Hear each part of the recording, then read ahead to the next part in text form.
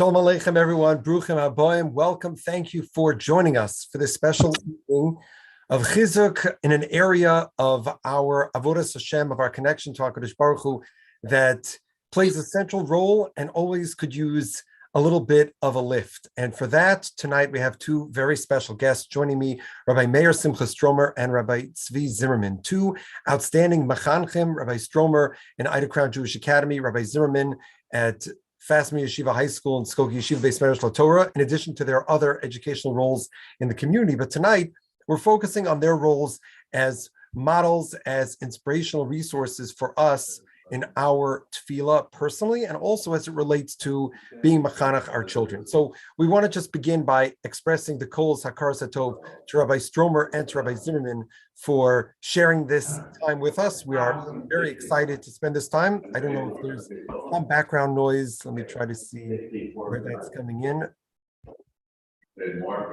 I hear someone conversing in the background. I don't know where. Is that someone in the shul there, Rabbi Zimmerman? Yeah, I'll try to move it on. Okay, so maybe if you want to just mute for a moment, we'll start with Rabbi Stromer. So, Rabbi Stromer, do you want to maybe just get us started for tonight's conversation to talk a little bit about what it is that is so challenging about davening, and what are things that we can do to create meaningful tefillah? Okay, I was hoping Rabbi Zimmerman was going to go first. He knows a lot more than I do. Could we just reiterate the question one more time?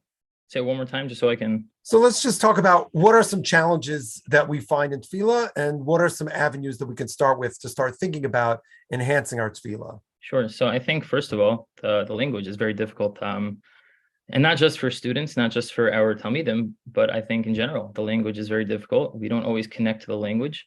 Very often when you look at the English side of an art scroll or some other sort of translation, the English isn't that much easier than the Hebrew for a lot of people. It's very foreign to us and it's not familiar. So I think just the language itself is very difficult. I think Baruch Hashem, we live in a time where so many of us have so much stuff. We have so many things where Baruch Hashem, the community writ large is doing very well.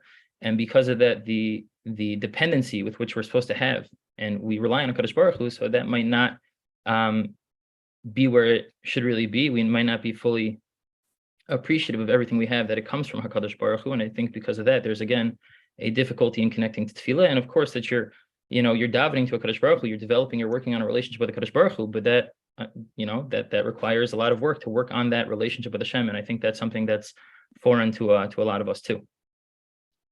So that's in terms of challenges. Just for starters, any first thoughts on suggestions of what we might do to build our own tefillah? And then we're going to pass the baton over to Rabbi Zimmerman. Sure. Yeah. So I'll say a few things. First of all, when I was younger, so I remember, Rabbi would tell us, you don't have to say everything. Slow it down, say some of it, and you don't have to say all of it. And I always thought that was like okay, you don't really get it. So you can just say a little bit and it's good, it's okay, but I didn't know that was really like a lichatchila. I remember hearing from Rav Shechter Shlita, he used to say, I think he still says this, that in Yeshiva in YU, he only says half of Tachnun on Monday and he says the other half on Thursday. And I think I recently heard him say, I could be wrong, but I think I recently heard him quoted saying that he doesn't even get to say half of Tachnun on Monday because he's really slowing down and he's saying all the words. So I think, first of all, to pump the brakes and to break it up into bite-sized pieces and to try to translate, find a translation that speaks to you, listen to a shir. There's so much available on the internet to try to help us understand tefillah. I would also say, with regards to the second and third part that I mentioned, is I think we don't play up the role of imagination enough in Avodas Hashem. There's so many different facets of Avodas Hashem. There's so many mitzvos that you can really only be Mekayim if you have real imagination. The idea that we're supposed to see ourselves as if we leave Mitzrayim on Leil HaSeder. So I had a friend who was in the Israeli Navy, and he was the captain of his ship. I don't know if this is legal. I don't know if I'm allowed to say this on the internet, but he actually drove the boat into Egyptian territory and drove it back into Israeli waters so he can have a real Yetzias Mitzrayim. But chutz mizeh, do we really view ourselves as if we leave Egypt on Leil HaSeder? Is it really shaykh? So it seems to be, to do so many types of mitzvos, you have to really cultivate a real imagination. And it's true in tefillah also. The Mishabur tells us that when we say Az Yashir in the morning, his lashon is you're supposed to say it with the same sort of simcha that the Jewish people said it. They sang it by Yam Suf. We're supposed to have that real sort of simcha and amazing enthusiasm for HaKadosh Baruch Hu and for the Yam splitting, and to imagine ourselves being Omei Lifnei Melech before the Kisei HaKavod. So I think we have to play up imagination a little bit more. There's a lot more to say on that, but I want to pass over to Rabbi Zimmerman. Thank you. So we've got the challenges of the language on one hand, we've got the challenges of the dependency. And so the first approach, Rabbi Stromer is pointing out, is we have this opportunity for cutting it down to bite-sized pieces and using our imagination. Rabbi Zimmerman, welcome aboard. What do you think in terms of challenges and opportunities that we have to strengthen our tefillah? I mean, Rabbi Stromer really said the biggest issue. The translation issue is the biggest. It's by far the biggest. If I would throw out to everybody, mashlich karcho kefitim, and just the translation of the words of throwing his ice like arrows, and then asking you, what does that mean?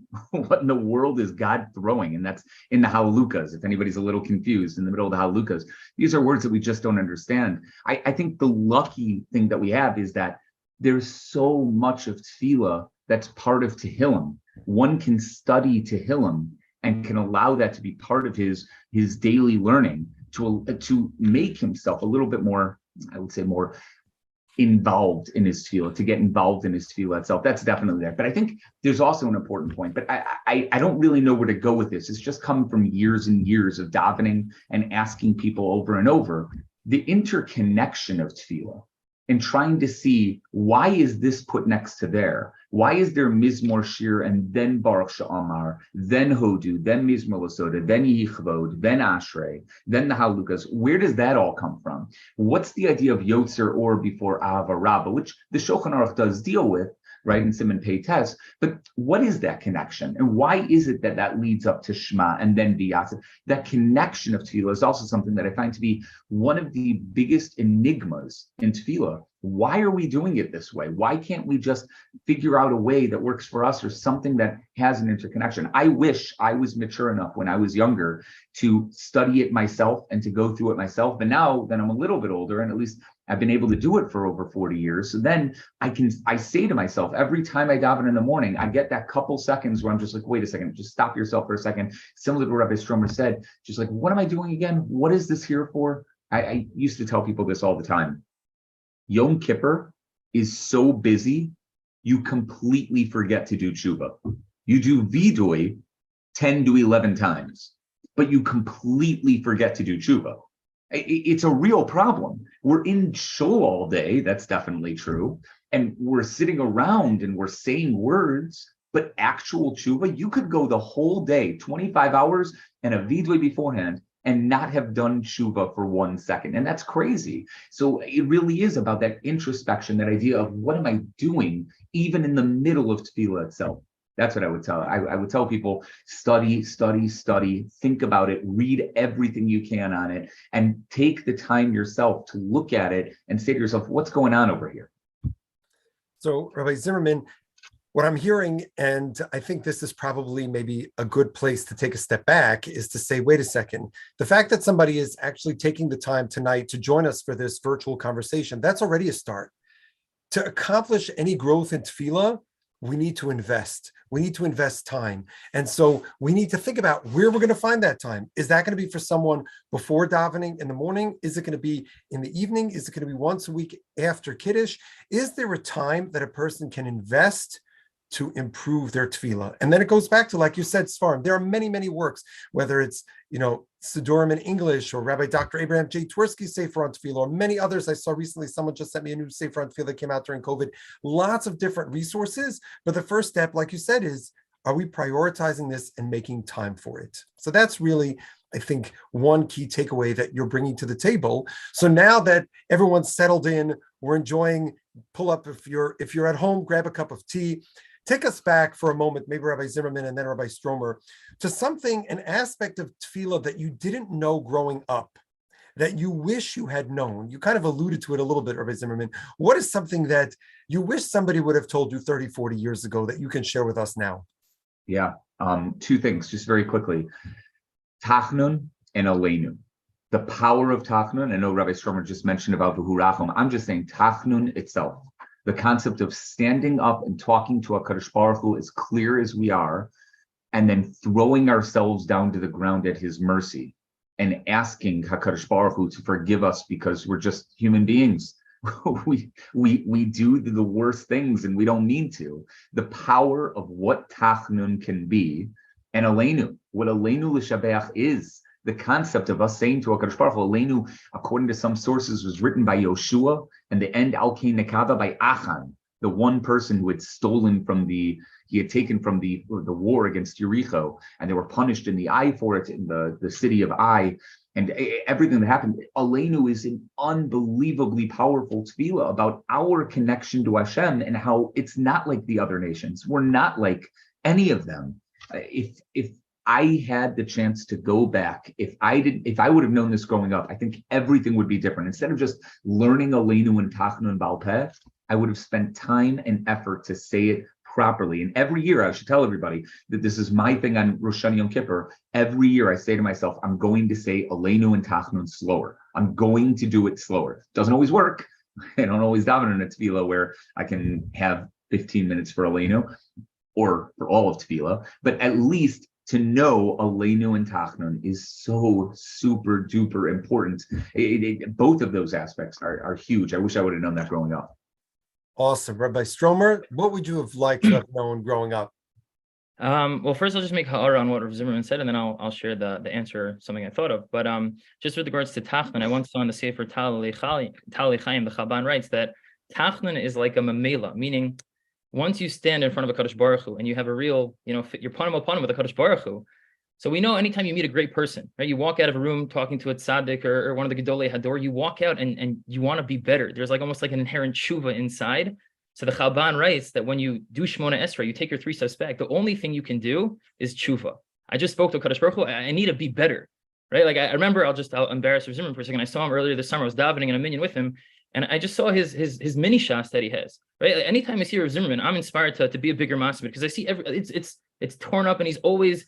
Anytime you see a big person, you take a step back and say, I need to be better. So when it comes to Tachnun, so that it's the Chabban writes it's a memela. But one thought I had, something I heard from my Rabbi Rav Neuberger, Rav Yaakov Neuberger, and he quotes this. I would say I've heard it a couple of times from him, but he says Rav Wolbe discusses that when we have a certain Eis Ratzon, meaning when we're trying to daven, we're trying to have kavanah, and all these distractions, all these things, all these tzrachim that we have in our lives that are like that we just can't think for a second. Rav Wolbe says, stop for a second. Like recognize all these things that are distracting you are the things we need to be davening for. So if we just pause for a second, sometimes we think I can never daven because I never have kavanah. And we're always trying to be Stromer, and so I can focus for a second. But if you kind of take a step back and think what's actually distracting us, so you can use that actually to use for tefillah, and I think further propel your kavanah and your tefillah.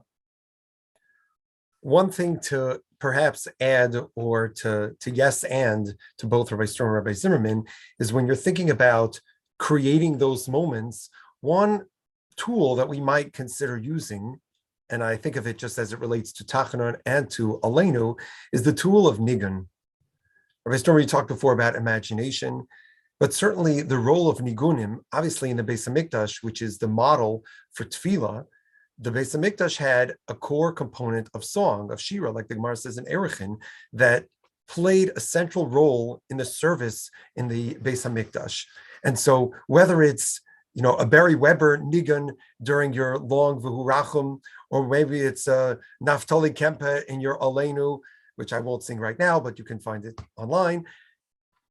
There are little tunes, little bars that perhaps a person can introduce to their V'hurachum or to their Aleinu. And it doesn't take much, but it helps a person really be in that moment of tefillah, right? The word tefillah, according to many, is from naftule, of psil, of being connected, of bound up.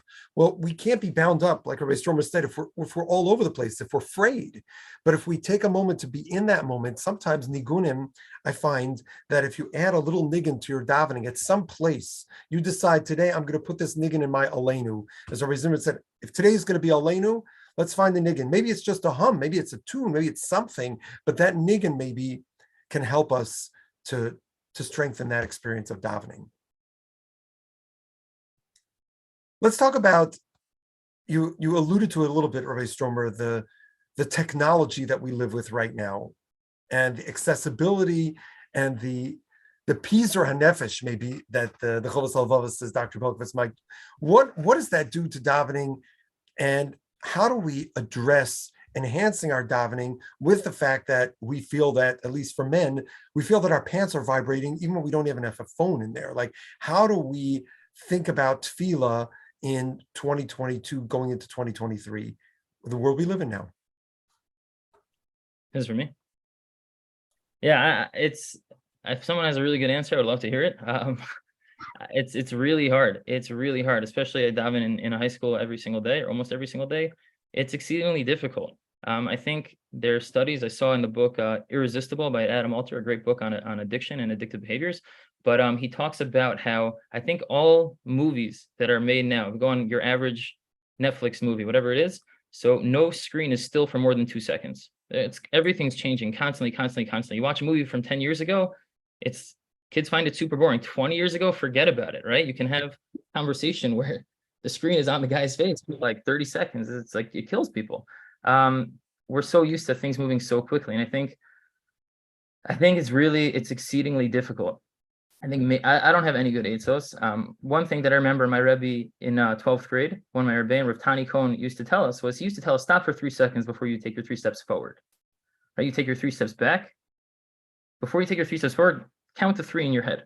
And think about what you're about to do. Think about what you need. Think about what's going on in your life, and just pause, because we're moving so quickly, and WhatsApps and texts and emails, everything's coming in and out, and it's constant, to maybe just to pause. Again, I don't think that's going to solve the world's problems in tefillah, but I think we can find pockets of kavana if we kind of just pause and say, okay, what am I doing right now? Thank you, Rabbi Zimmerman. Any thoughts on this topic of tefillah in a technology age? You can't have your phone. It's just you won't be able to survive with your phone near you. You can't daven with it near you. In yeshiva, we collect the phones and we make sure that they don't have them for davening and for learning. You can't have it anywhere near you. I've seen it way too often in my shul, where people are checking emails or going through whatever it is, whether it's Instagram feeds or whatever it is, through Chazar Sashatz, and you're totally missing out on an opportunity, the only opportunity that we really have to connect in a meaningful way. The phone has to be away. I'm not one of those guys where like you must keep it outside in your car locked up, but at least not by you and turned over so that you're not able to see the screen. If for some reason you must take a phone call, make it a rule that you don't take it in the base medrash, you don't answer texts in the base medrash, in the base knesset, you leave, you walk outside. It is such a game changer. Once that happens, it's huge. But I will say that one thing that I do think is amazing, and I really do think is amazing, and we have 3 screens behind us right now that are not moving. So I have no idea how any kid is able to watch us right now. They're probably all passing out or watching something on the second screen.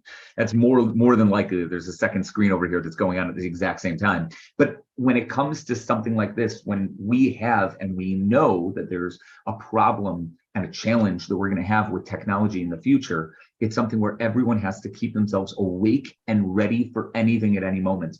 I once learned that swaying in davening, shuckling and moving back and forth, is specifically to get rid of thoughts out of your head. Get those thoughts out. It's from the Ben Ish Chai and Aderes Eliyahu in Parshas Noach. And he says, Eile toldos Noach. The tolda, what comes out from a tzaddik like Noach, is to stand straight and still. And if you watch many Gedolim, will daven straight and still, they won't sway whatsoever. But if you have that, then move back and forth. That's something that gets your blood flowing. It gets you moving, like stretching in the morning, gets you all there. I would say that if you can't do anything else and there's nothing else going on in your head, just can't hold on to a piece of paper, sway, move yourself, get yourself back and forth.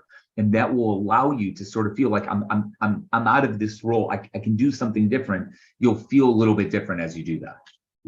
So I think these are very important practical suggestions for us.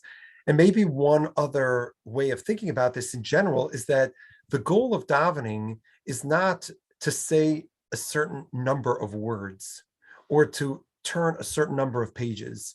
Tefillah is about connecting with the Ribbono Shel Olam. And so can we just take ourselves in hand? Take your example, Rabbi Zimmerman, just for a moment. Let's say somebody, they feel that they have to be on call for their children, for their parents, whoever it is.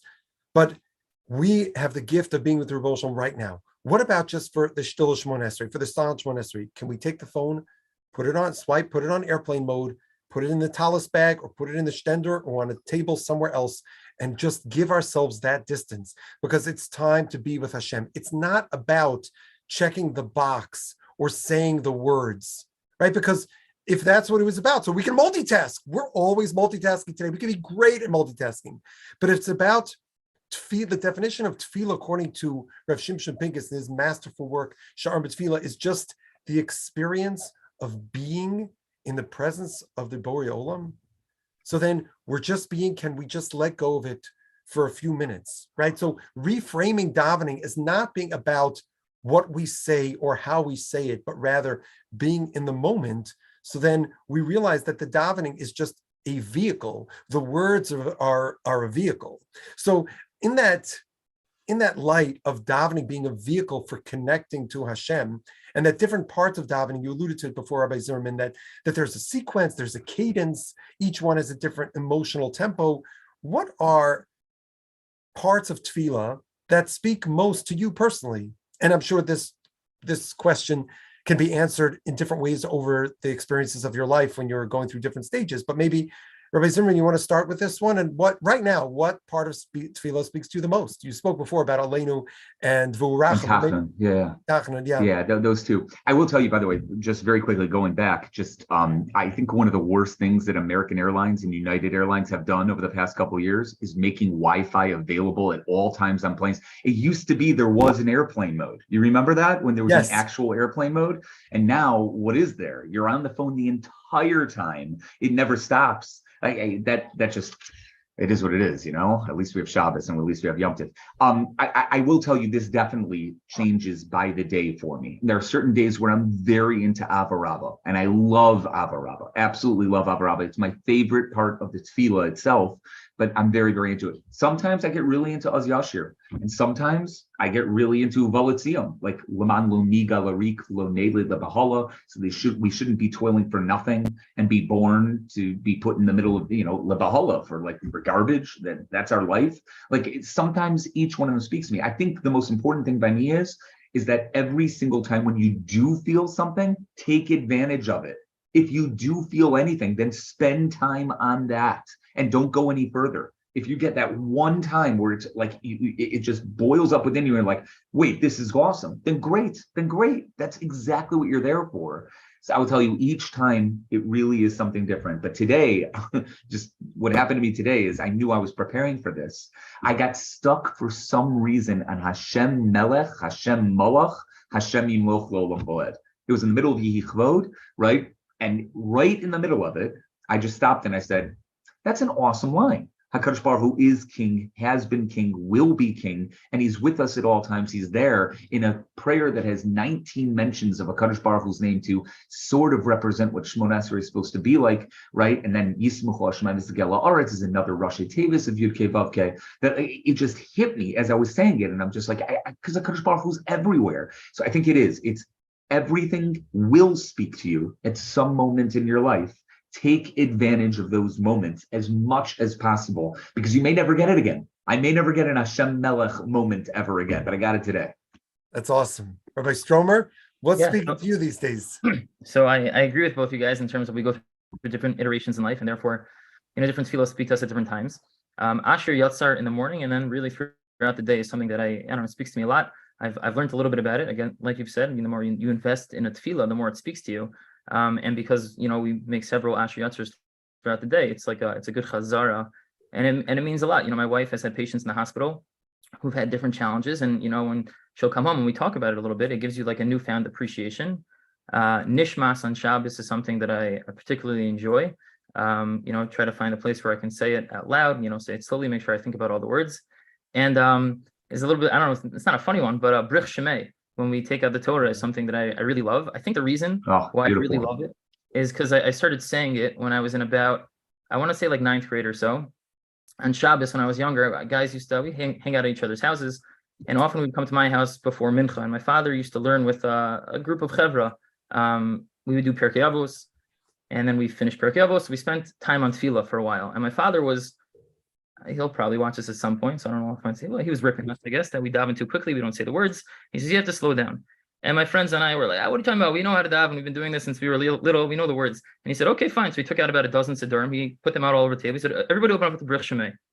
I'm like, okay. He's like, read. And we read. It probably took us 5 minutes to get through Brich Shemay. Everyone's breaking their teeth.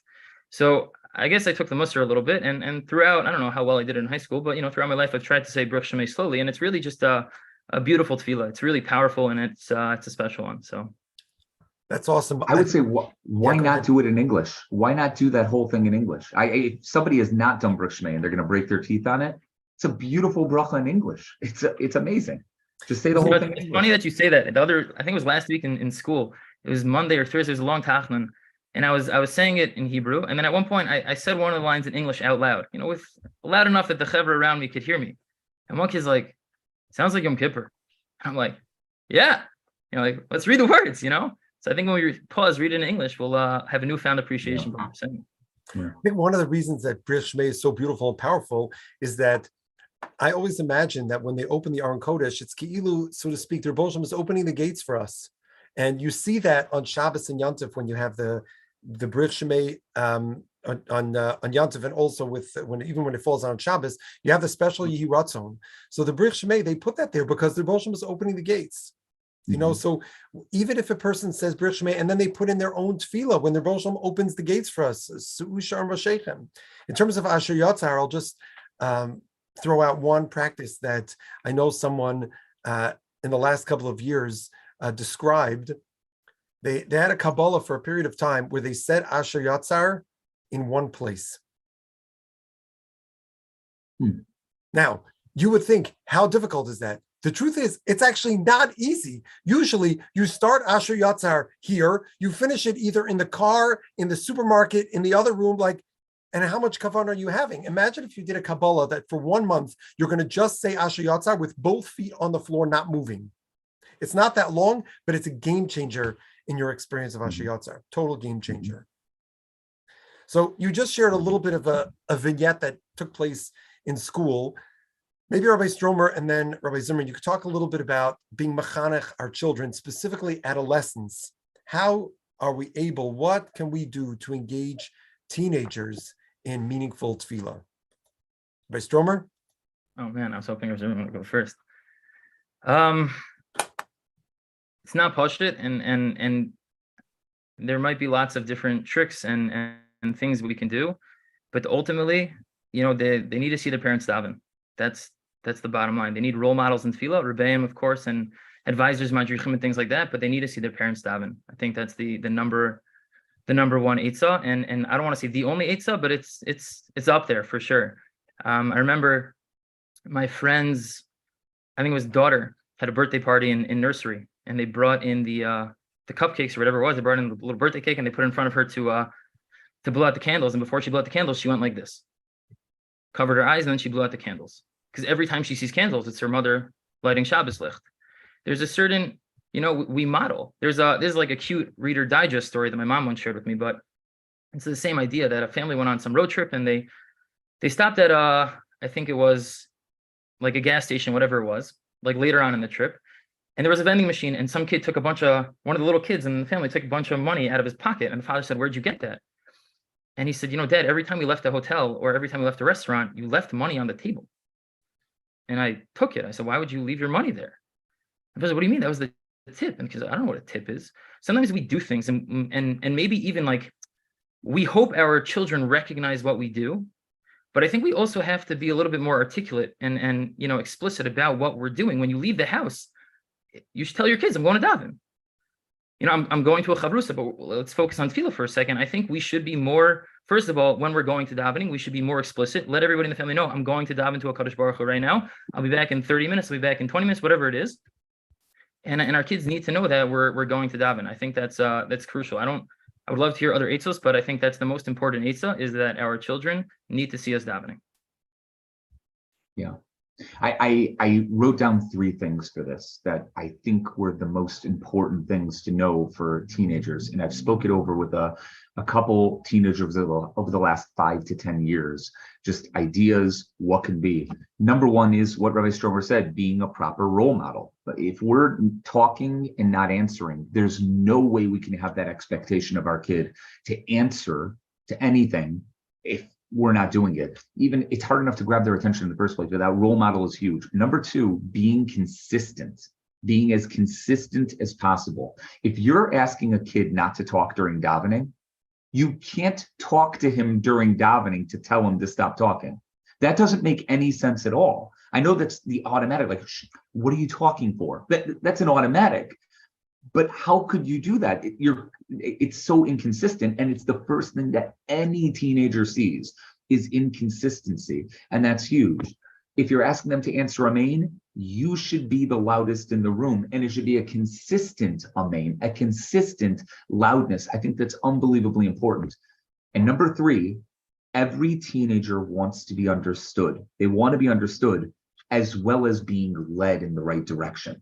They may not admit to this, but every teenager understands they're still a teenager and they get it and they want to be an adult and they want to be the best adult they can be. And they look up to role models, to these people that are there. If you are understanding but stern in a way that they understand what it's going to be, it changes everything. I'm giving a story. This is when I was 8 years old.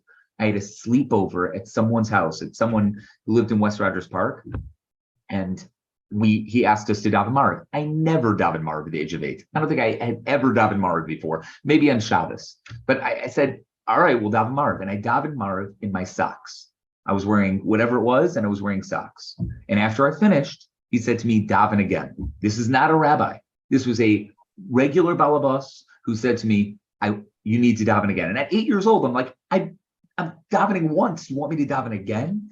But that stayed with me. I put my shoes on and I davened again. And now I know it. I know it. Why? Because he was understanding. He said, he wasn't yelling at me. He just said, you have to wear your shoes for davening. How could you stand in front of Hashem without your shoes? That understanding but stern idea. So the proper role model, being consistent and being understanding but stern when it comes to, engaging teenagers. I think all those three are huge, huge things that can help any teenager daven and ourselves as well. So yeah, Rabbi Stromer, go ahead.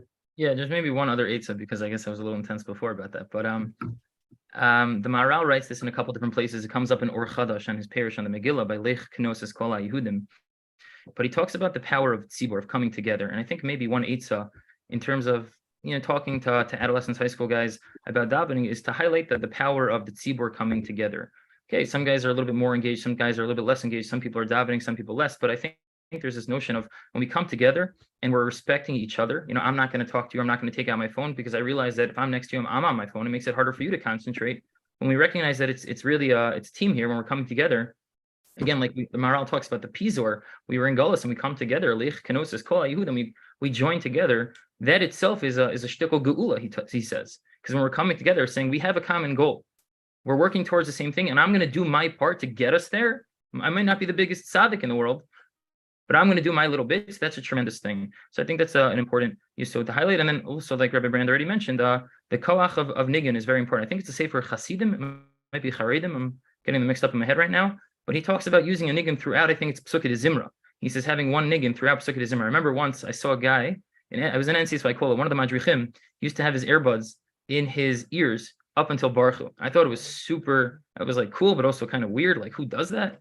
But I think to maybe harness the nigun a little bit. I remember in Ida Crown, one of the Rabbeim, Rabbi Yaakov Danishevsky, once a week would have not like a musical tefillah, but there was more nigunim. They would have go into a classroom on a non-laning day, and they would use nigunim throughout the Psukei Zimra. So that's maybe again an eitzah. But I think part of what I'm hearing is the role modeling, but also the connection. And I think that relates to an issue of authenticity with adolescents. Like Rabbi Zimmerman said, the challenge of inconsistency, meaning there's an opportunity for authenticity, and to tell our children that we're trying to daven, we're trying to speak to the Rebbe Shalom. It's a struggle for us. We understand that it's a struggle for them. This is our goal. This is what we're doing. Like Rabbi Stromer said, articulating it, being honest with them.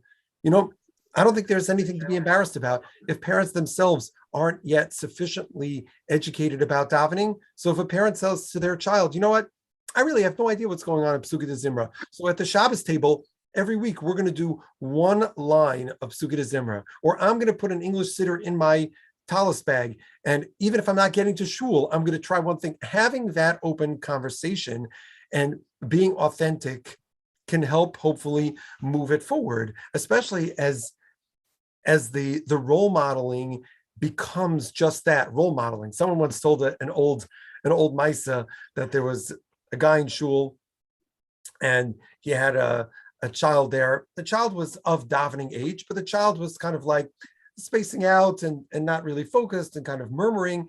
And the parent, in this case, it was the father and the daughter, but you can make it up as a mother and a father and a son. You can make it up as a mother and a daughter. So the father spent the entire davening shushing the kid and gesticulating and pointing and sitting him down and putting him on the chair. Meanwhile, on the other side of the shul, there was a guy, and the story goes, it was a Chassidish guy, it was a chassid, but maybe that's my tradition. You could change it to a litvak if you want. So there's this chassid, he's davening with his head over, is shuckling with the talus over his head, and he has a satifa, and he's singing to himself, and he's focused. Meanwhile, his kid is like climbing on the chair, sitting upside down, he's not patient, he's not paying attention, and he's not saying anything to his kid. So somebody afterwards came over to him and said, didn't you see Chaim Yankel? He was telling his kid to sit quietly and said what to do and tell him what to do. So the chassid said to him, when that kid grows up, do you know what he's going to do? He's going to spend the entire davening pointing to his kid and gesticulating and lecturing and reposturing. I want that when my kid grows up to my age, he's just going to daven. So worrying a little bit less about instructing our kids and really modeling for them what is an attempt at, our best attempt at, even just for a moment, of a solitary experience with the Ribono Shel Olam, that can go a long way, coupled with that authentic conversation and that interacting with the kids. Maybe could we take a moment to hear a meaningful vignette, a tefillah vignette, something that you have seen or experienced that was meaningful, that was inspiring to you, that we can connect to. Rabbi Zimmerman, you want to start us off on this one? I love this story with Rabbi Akiva Eger. It's one of my favorite stories. Rabbi Akiva Eger was once sent a letter, and the Chozim Lublin had this letter. How the Chozim Lublin got it from Rabbi Leibele Eger, but Rabbi Akiva Eger was sent a letter to daven for a certain person, Sarah Bas Rachel. Rabbi Akiva Eger sent the letter back, and this is what he sent back. He said, I davened and I wasn't answered. Check the name. Check the name. So they sent it back. They realized that it was off. It wasn't Sarah Bas Rachel, it was Rachel Bas Sarah. So they sent it back. Rabbi Akiva Eger sent back the letter and said, I davened and I felt like I was answered. Now go check. Everything should be okay. There is a point that everyone can get to where their tefillahs feel like they're being answered. Yes, we have to be a Rabbi Akiva Eger or a Chanina ben Dosa and Brachos Daf Lamed Aleph and Aleph. But there is a point that we can get to where we feel like our tefillah was being answered. That's number one. I've got another quick story of Simcha Zissel of Kelm. It's great. He was so weak, Rav Simcha Zissel of Kelm. He bought a small esrog, the smallest esrog possible, the size of an egg he used to buy, because he was too weak to hold anything bigger. But he always held a sitter. Always, in every tefillah, wherever he was, he didn't put it down in a stender. He held the sitter in front of him, no matter how weak he was, because he wanted to make sure. Even one time, he was in the middle of Shemona Esrei. He walked to the back of the shul to go look something up because he wasn't sure about what he was saying, and then went back to the front because there was something that was a little bit off. There was something that he didn't get. Some say it was because he was missing a line in the sitter that was ripped, and he didn't want to say it without having, even though it was a little rip, and he's been davening for how long, went to the back to be able to say it.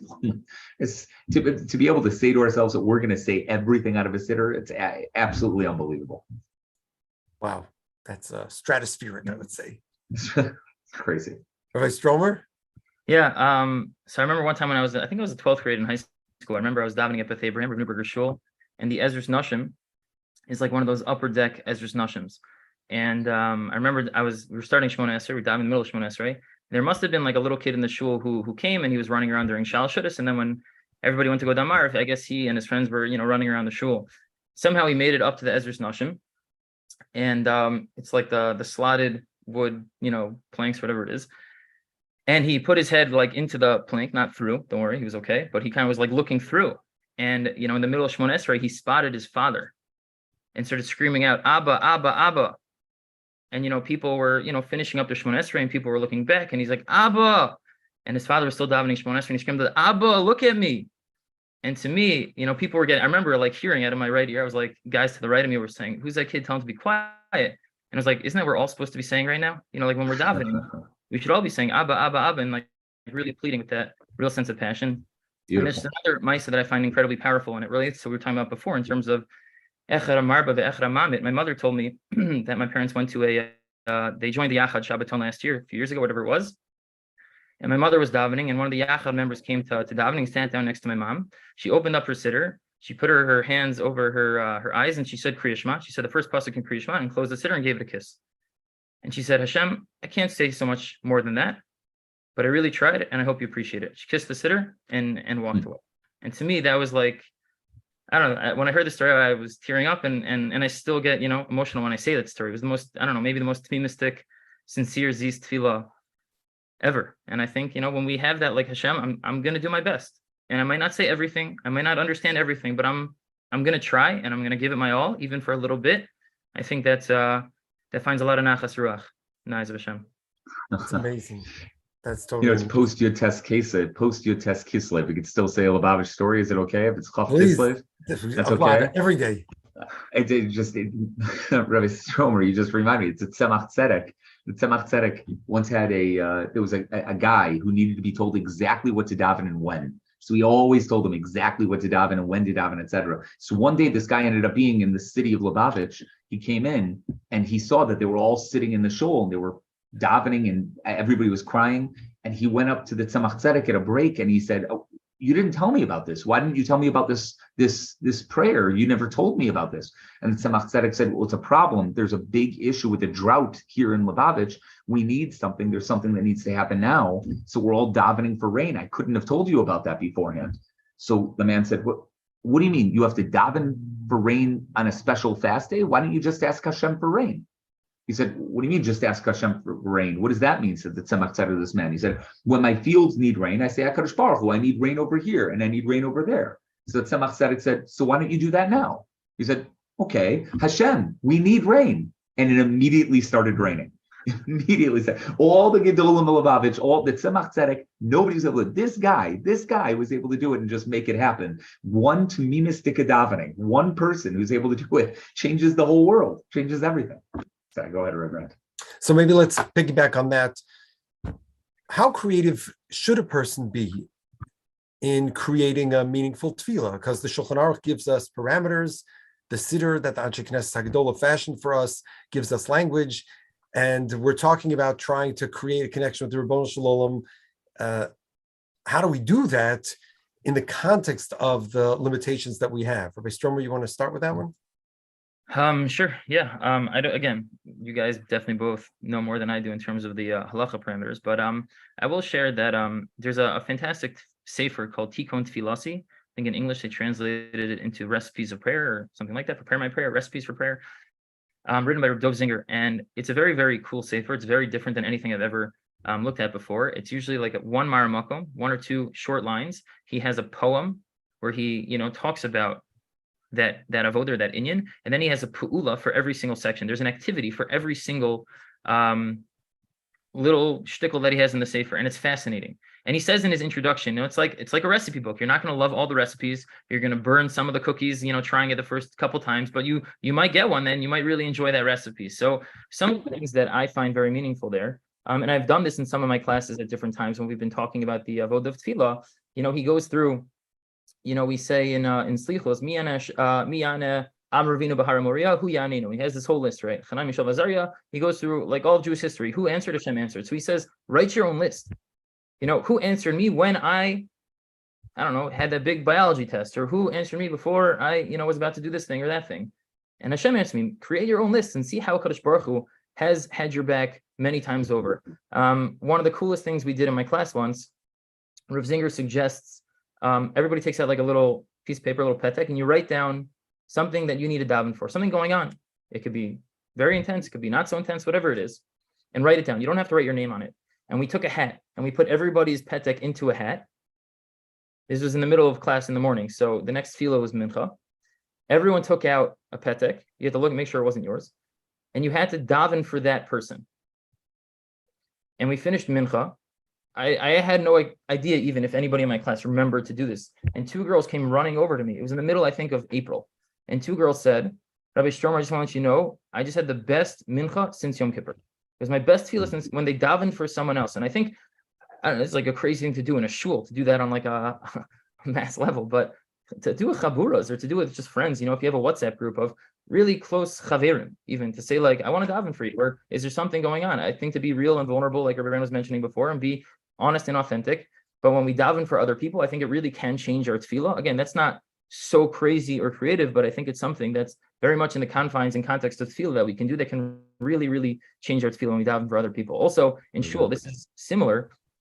I'm not the biggest giver in the world. I try to give tzedakah when people come to shul and ask for tzedakah, but it's not like shticky. I just like sometimes say like, I have no money, but like, what's your name?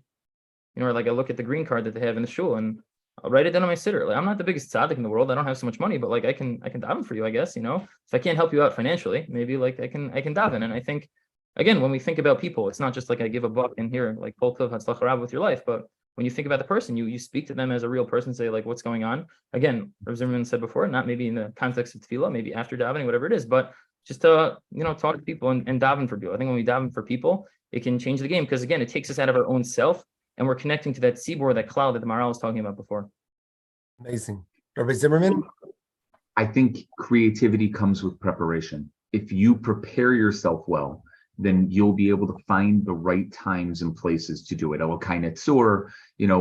even in a rifa'inu or a brechalenu. But if you're prepared well, if you're asking to do it at the moment, let's see how I'm feeling at the moment, it's very difficult for that to happen, to be that creative. Prepare beforehand. Think of beforehand what you want to do and where you want to go and what you want to say. Have that there written down, similar to Rabbi Stromer's story with these two kids in high school, with that high school class, to be able to have it written down and set beforehand. I always have a little card on me with names. If there's anything that you want to think about, it should be done beforehand. If you've prepared well, you will be well organized and you will be creative in a way that only you can be in the moment. But if you're expecting it to happen in the moment, I just don't think it's going to happen. You're just going to be off. That's the way I would go. Definitely prepare. Okay, so this is a great way for us to be prepared. It's an opportunity to wrap up and to be Maker Tov to you, Rabbi Stromer, to you, Rabbi Zimmerman. Closing thoughts on this topic, this amud of our avoda of tefillah. Rabbi Stromer and then Rabbi Zimmerman. Maybe just two thoughts. First of all, if you remember, like Hashem wants our tefillah. Rabbeinu Bechai says this in Parshas Toldos and also in the Karakemach and under the inyan of tefillah. He talks about how much Hashem wants our tefillah, and we have to believe that. It's not just for us. We're not just doing a checklist, but Hashem really wants us to daven. And the other hara, the Gemara in Brachos tells us, it's a relatively well-known Gemara, that tefillah is omed berumo shel olam, and tefillah stands in the highest place in the world, but ubnei adam mizalzelin, and many people kind of we diminish tefillah, and we make light of tefillah. And I think maybe a pshat in that Gemara is that we're mizalzelit because we don't really believe that it's omed berumo shel olam. Like the Maisa Rav Zimmerman shared earlier. What's with the name? I daven, it should be better. I think they say a story about Rav Moshe also. Rav Moshe Feinstein daven, maybe it was like a granddaughter. His wife said that a granddaughter was sick, and he opened up to Tehillim, and he said Tehillim for 10 minutes, and he closed it, and he asked his wife if she's better. It's like an unreal madrega. But if you really believe in the koach of tefillah, so you would never be mizalzel tefillah. You recognize the koach and the power of tefillah. I think is a very important thing to think about.